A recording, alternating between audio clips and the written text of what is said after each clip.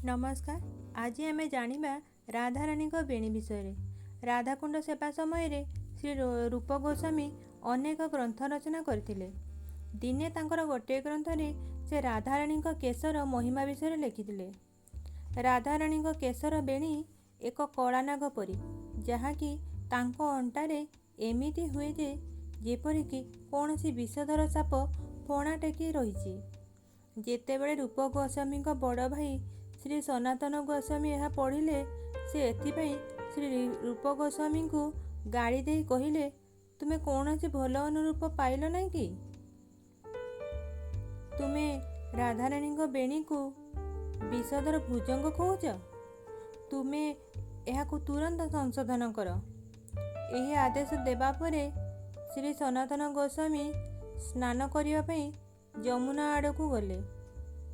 रास्तार एक जंगल थिला एवं जंगल रे श्री सनातन गोस्वामी देखिले जे जंगलर एक कोणरे किछि युवती एक गछरे दोड़ी टांगी झुलुचंती।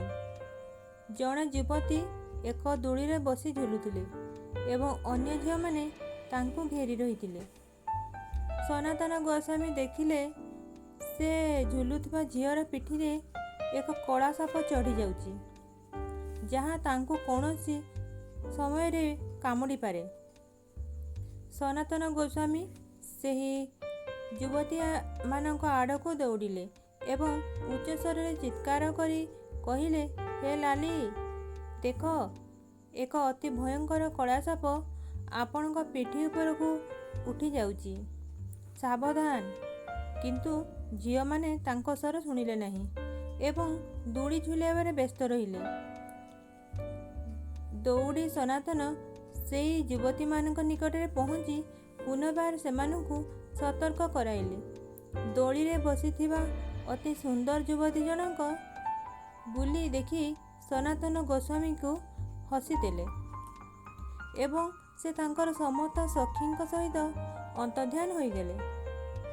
सनातन एही समय रे पछको फेरी रूप गोस्वामी निकट को जाई कहिले, तुमर लेखारे कौनसी संशोधन आवश्यकता नहीं, तुमे सठिक लिखिच। राधाराणी बेणी प्रकृत रे कलासाप परी। जदि मो कहानी आपन को भल लगे तेबे लाइक शेयर और सब्सक्राइब करिवे। जय श्री राधे राधे।